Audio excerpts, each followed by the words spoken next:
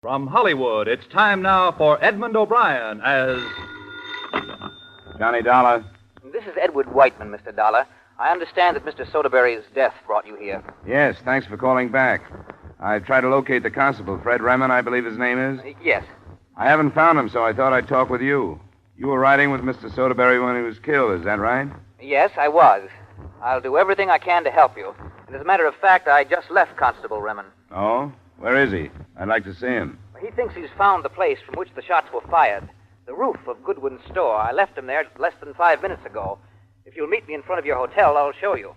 Thanks, Mr. Whiteman. I'll be down right away. Edmund O'Brien, in a transcribed adventure of the man with the action-packed expense account. America's fabulous freelance insurance investigator... Yours truly, Johnny Dollar. Expense account submitted by Special Investigator Johnny Dollar to Home Office, Britannia Life Insurance Company, Hartford, Connecticut. The following is an accounting of expenditures during my investigation of the Soderbury, Maine matter. Expense account item 1, $42.45, airfare, car rental, and incidentals between Hartford and Soderbury. I, for one, had never heard of the town, but I found it a few miles from Portland, Maine. First 2 church spires, and then a small group of companion buildings, all set against a peaceful New England background. The first thing I noticed when I drove onto its single business street was that some bunting, a few American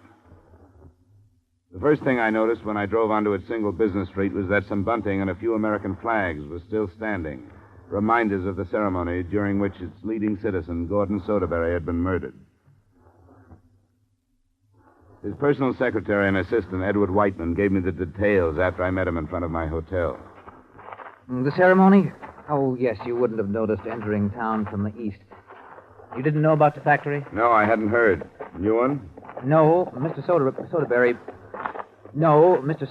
built it during the first year of World War II. He won some subcontracts from the shipbuilders and hoped to bring new wealth to the town.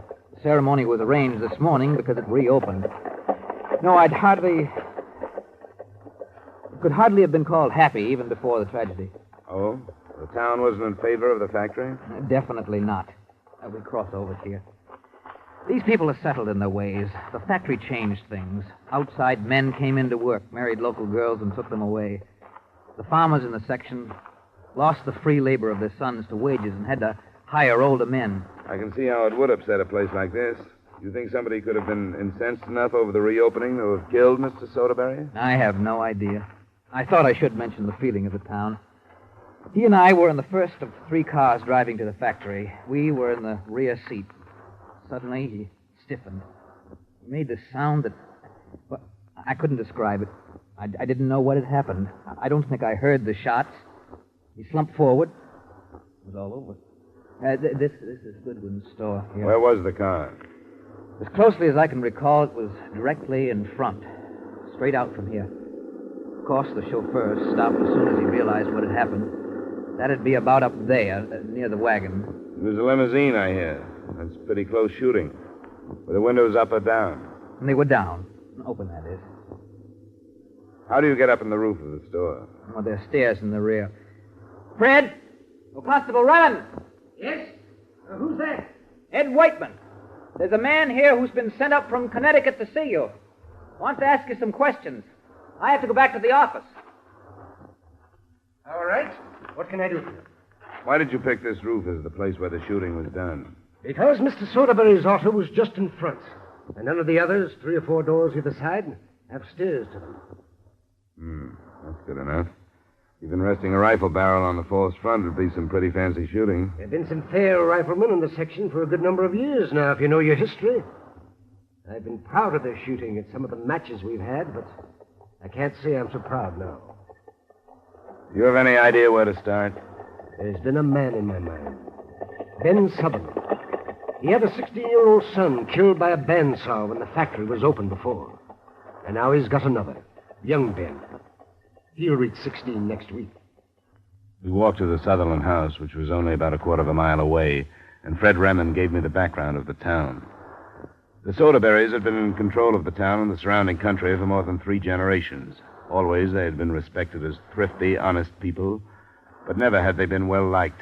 The death of 53-year-old Gordon Soderbury meant the last of the male lineage. The sole survivor was his sister, Beth, many years his junior.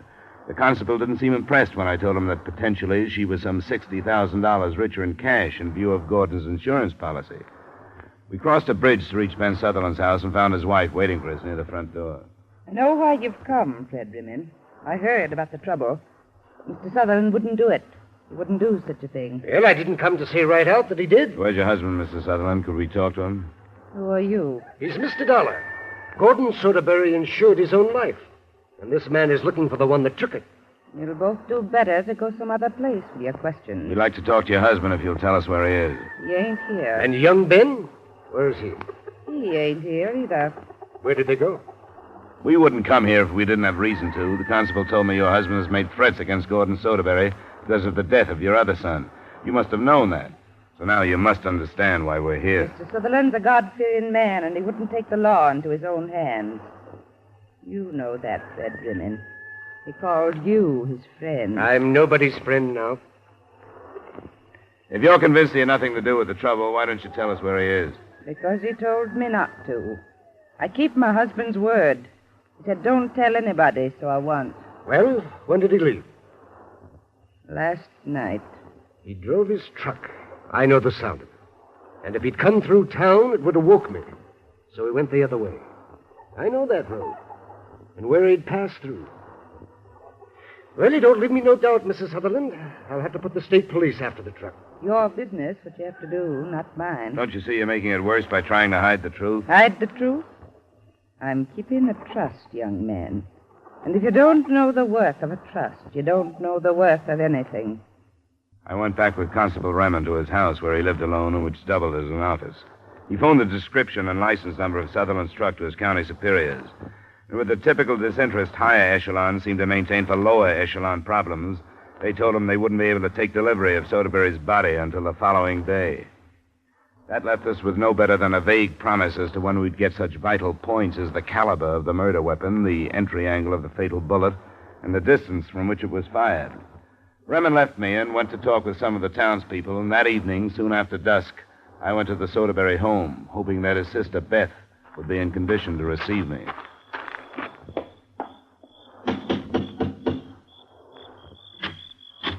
Yes? Is Miss Soderbury in? Yes, she's in. I wonder if she feels well enough to see me. Does she know who you are? Not yet. I've been hired by her brother's insurance company to look into his death. Would you tell her that, please? Oh, yes, of course. Won't you come in? Thank you. My name's Taft. I'm a friend of the family's. Taft, my name is Dollar. How do you do? Beth is in the sitting room. I'll leave it to your judgment. That is, I hope that if your visit upsets her, you won't press her. I won't. All right. Beth? Yes, come in, Lawrence. Well, who was... Oh, This is Mr. Dollar. He's from the insurance company. I see. Please, sit down. Thanks. I don't believe I quite understand, Mr. Dollar. I'm an insurance investigator. Oh, of course. Then would you prefer that we talked in privacy? Well, I leave that up to you, Miss Soderbury. I think Mr. Taft has stayed out of a sense of duty. No, I haven't. But at least this will give you a chance to leave for a bit, Lawrence. I'll be all right. All right, Beth. I probably should run home for a while. All right. And thank you ever so much, Lawrence. You've been terribly helpful. I'll phone you in an hour. Good evening, Mr. Dollar. Good night, Mr. Taft. Now, Mr. Dollar, when did you arrive? About 3 this afternoon. Then undoubtedly you know more about this horrible thing than I do. I'm afraid it's not very much. I've been working with Constable Remen. He wants to narrow it down to one of the local men who is against the factory reopening. But from what I've learned, it refuses to be narrowed very much on that basis. Yes, I'm afraid you're quite right. My brother was not famous for making friends. I say that at the risk of sounding cold and unemotional. Emotion very seldom helps in my work. Which is ferreting out the truth. I think Gordon understood what he was doing. I'm sure he did. He knew that our people detest change. They simply can't cope with it. Yet he forced it on them in 1942. You feel yourself to be apart from your people, Miss Soderbury. Yes, but only by reason of inheritance. Change was forced upon me, too. I was much younger than my brother. I was sent to school in England, but I came back and found it quite easy to forget and settle back into this tiny world. I suppose the whole town did during the years after the factory closed. Of course it did. There was one particular man, Ben Sutherland. What do you think of him? I don't know. I suppose his name is in everyone's mind tonight. The death of his son because of the hated factory, it had a violent reaction on him. And why not? He knew his son hadn't been born to stand in front of the machine that killed him. What does he say? He can't be located. He left town last night. He took young Ben with him. I hope it isn't he. He suffered enough. Oh, what could be troubling the general? That's your dog? Yes, General Scott. He didn't alarm when you arrived, did he? No, it's the first I've heard from him. Oh, someone else's animal, perhaps. But that seldom happens. He's well able to fend for himself. He's a... By the time we got an oil lantern lit and I found the dog, he was moving silently toward the house, trailing what looked like a fractured front leg. I didn't know what to think when I told the surviving sister about it. She didn't seem frightened. But I couldn't help wondering whether her loyalty to her people wasn't misplaced, and whether the killer hadn't decided to eliminate all the Soderburys from the town that bore their name. I phoned Constable Raymond as soon as I got back into the house, but it was a needless call. The sound of the shots in the quiet village had aroused everyone, and those who cared seemed to know right where to come. The first to arrive was Edward Whiteman, the dead man's assistant. Less than a minute later, the constable and Lawrence Taft. After we'd made another swing around the house without turning up anything, and after we'd satisfied ourselves that Beth Soderbury was well protected, Raymond and I started back toward my hotel. Tell me about Beth and these others, Whiteman and this man Taft. Which end do you want first? Whiteman, he's not a native, is he? No, he's from Bangor. He came here when Mr. Soderbury commenced to open up. He's not an old friend like Taft, then? Not hardly. Lawrence Taft was orphaned a good deal back. His folks died in a fire. Mr. Soderbury took him in, sent him to school in Brunswick. Taft helped him with the factory last time. He made a smart man out of him, but I wouldn't say a happy one. How come? Unless folks leave town and never come back, they're all mixed up. When they're twixt and between, like Taft is, it ain't natural. That's pretty much what Beth told me. She and him have been sort of thick off and on. Well, I'll cut across here. You got your direction straight? Yeah. Where was Lawrence Taft this morning, Constable? You mean when the trouble broke out? That's right. With Miss Beth, most likely. Why? I guess we can check that, then. You aren't thinking he killed Mr. Soderbury, are you? I don't want anything to slip by us. You don't know us people. We pay what we owe if it takes all our life. The debt that was between them two was thicker than blood. Lawrence Taft would have killed himself before he would have killed Mr. Soderbury. You know them better than I do. That's the truth. I'll see you in the morning. I hope you sleep well. The next day, things moved along a little more according to the book. The county men arrived before noon to remove the body for autopsy and ballistics examination, and soon after they left a report. The county men arrived before noon to remove the body for autopsy and ballistics examination, and soon after they left, a report came in from the state police.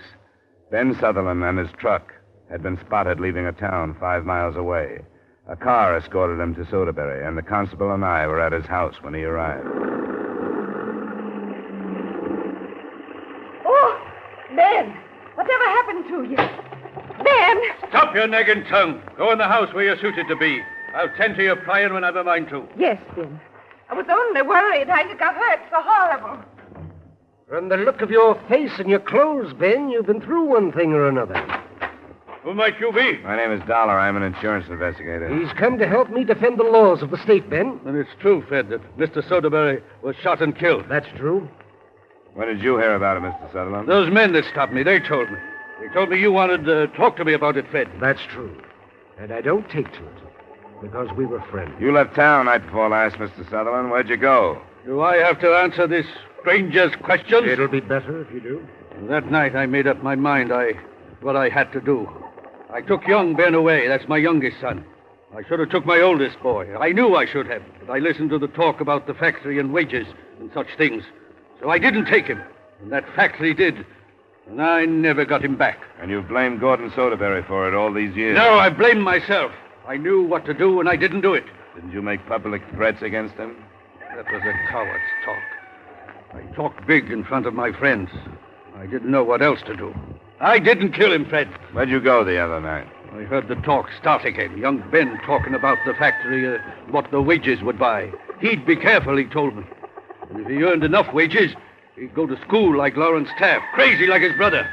And I put an axe handle to him and put him in the truck and carried him away. Where, Mr. Sutherland? He's on a farm where he belongs, up north, above Brighton. He's on a farm where he'll be safe. How far away is it? More than 20 miles. What time did you leave? After 9 o'clock. You got there before midnight, then? We slept in the truck. I left him with Alex Turner, son of. Then you had time to drive back here before the factory...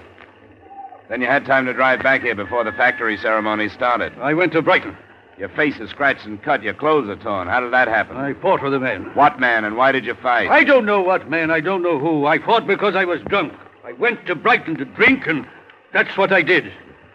Not for 9 years has that happened. You didn't come back here last night and have to fight over a dog at the Soderbury place? I was in Brighton. If you were, you'll probably be asked to prove it. That's where I was. And you'd better start remembering who you fought or who you were with. That's all for me, Constable. We were involved with approximately 280 people, most of whom were known to each other by sight, at least. The work Constable Remen had been doing without me had alibied most of them. Practically everybody had been on the street during the start of the ceremony and at the time of the shooting. Less than 40 were unaccounted for at 5:30 that afternoon when the county officers called in their report. Point of entry was just below the left armpit. The arm hadn't been touched. Angle of entry still made it look like the killer had fired from the roof of the store. And the murder weapon was identified as a not-too-common rifle, caliber .253. In an hour, the unaccounted-for citizens seemed to be trimmed down to 4 who owned that caliber rifle. Ben Sutherland was among them. It was close to noon the following day before the results of the test firing came back. The murder weapon wasn't among the rifles that were sent in. Well, then I did something wrong. I am no great shakes at trouble like this. It's not necessarily that we did something wrong, Constable. Maybe we just didn't do quite enough. One of those 253,000s got away from us. A man's rifle is no secret here. He's proud of it. What kind of rifle did Gordon Soderbury own? Why? The townspeople hated the factory. That's the motive we've given them. But none of them owned the murder weapon. Not even poor Ben Sutherland, with a stronger motive than anyone else. Unless he could have bought a rifle with just this in mind and kept it hidden. I don't know. We'll work on that, too. But for now, let's look at the people we've neglected. Edward Whiteman can't be involved because he was sitting next to the victim. You tell me Lawrence Taft is clear. He wouldn't ever kill Mr. Soderbury. Then the sister. She seems to belong more to the town than to the family. She didn't approve of what her brother was doing. I can't hold a thing like that in my mind. We don't kill our kin here. There are some that have. Will you do this for me? Will you get the 3 of them in here and keep them for an hour? But how would I keep them? I don't know. Write up a statement for them to sign, something about the ballistics reports. You can spend some time over them. Then ask the sister to go into detail about what she's going to do with the factory. I'll try to take less than an hour. I ain't saying I can do it word for word, but I'll try. And if you'll write that statement, I'll be obliged. I ain't so good with a pencil. It took me somewhat less than an hour, and what I found didn't make sense for a while. A rifle, well hidden beneath some torn clothes in the closet. The rifle's caliber matched that of the weapon that had killed Gordon Soderbury. I reached his home soon after his sister did. Why, yes, he's here, Mr. Dollar. How much do you know what lay behind the trouble the other morning? I beg your pardon? If you know who killed your brother, you'd better clear your skirts. 2 people are going to tear up any lies you tell. Mr. Dollar, if you know, please tell me. Lawrence Taft. Oh, no. No, he didn't. Why do you say that? You better say that first line again. Oh, no. No, he didn't. Why do you say that? We've pretty much cleared the whole town of the murder. You can't do that without having something left over. Oh, but you're wrong. Lawrence wouldn't kill my brother. That's what I've been told.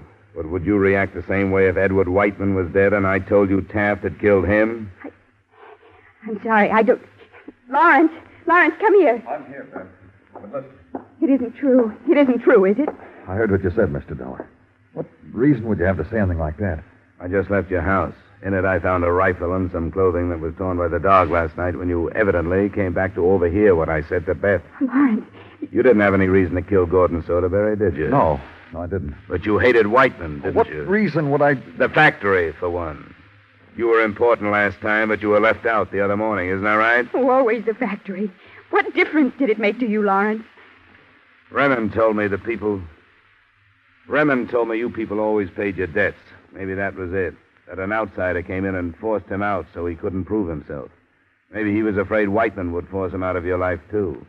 I don't know. Lawrence, you didn't think that I... Yes. You did try to kill Edward Whiteman, didn't you? Yes. And Gordon Soderbury was killed by mistake. Yes. Lawrence, no. I didn't mean to. I know I'm weak and I'm mixed up. And I don't know where I belong, but I knew he couldn't stay here. Whiteman was taking my place, and I knew people were laughing at me because I failed. I did try to kill him. Thought it was for you. Lawrence. I didn't know until later. Later I found out. Later, found out it was Gordon. It was dead. Gordon. I owe him everything. Expense account item 2, same as item 1, transportation back to Hartford. Expense account total, $84.90. Remarks? None. Except that maybe the now wealthy Beth Soderbury may have been right. That anybody with generations of background in an insular village like that does take a gamble when he comes out. To say nothing of a half-generation Hartfordian when he goes in. Yours truly, Johnny Dollar. Yours truly, Johnny Dollar, stars Edmund O'Brien in the title role and is written by Gil Dowd with music by Wilbur Hatch. Featured in tonight's cast were Robert North, Howard McNear, Virginia Gregg, Larry Thor, Sammy Hill, Herb Butterfield, and David Light. Yours truly, Johnny Dollar, was transcribed in Hollywood by Jaime Del Valle. This is Bob Lamont inviting you to join us next week at this time when Edmund O'Brien returns as... Yours truly, Johnny Dollar.